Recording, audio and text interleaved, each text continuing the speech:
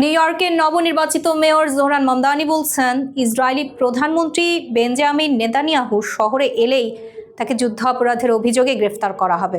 মামদানি বলেন, গাজায় গণহত্যার দায় কেউ এড়াতে পারে না।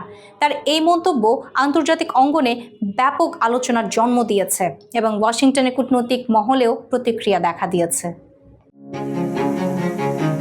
নিউ ইয়র্কের নবনির্বাচিত মেয়র জোহরান মামদানি আন্তর্জাতিক অঙ্গনে আলোচনার কেন্দ্রবিন্দুতে উঠে এসেছেন এক সাহসী ঘোষণার মাধ্যমে। সাংবাদিকদের সঙ্গে এক বৈঠকে তিনি বলেন, ইসরায়েলের প্রধানমন্ত্রী বেঞ্জামিন নেতানিয়াহু যদি নিউ ইয়র্কে পা রাখেন তবে যুদ্ধাপরাধের অভিযোগে তাঁকে গ্রেফতার করা হবে।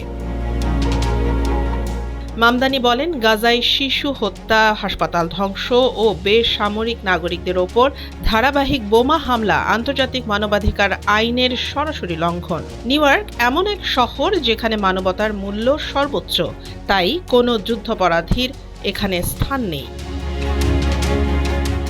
এই মন্তব্যের ওপর যুক্তরাষ্ট্রের রাজনৈতিক মহলে তীব্র প্রতিক্রিয়া দেখা দিয়েছে।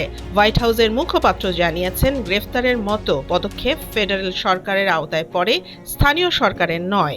রিপাবলিকান নেতারা মামদানির বক্তব্যকে অযৌক্তিক ও বিপজ্জনক বলে সমালোচনা করেছেন।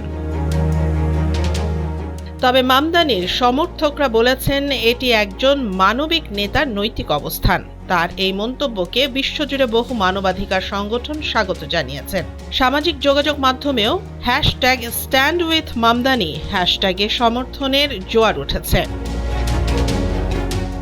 আফ্রিকায় জন্ম নেয়া এই মার্কিন নেতা নিউ ইয়র্কের ইতিহাসে প্রথম মুসলিম মেয়র। নির্বাচনী প্রচারণার সময় থেকেই তিনি ফিলিস্তিনের পক্ষে সরব ছিলেন। তার মতে, মানবতার পাশে থাকা কোনো রাজনীতির বিষয় নয়, এটি ন্যায় বিচারের প্রশ্ন।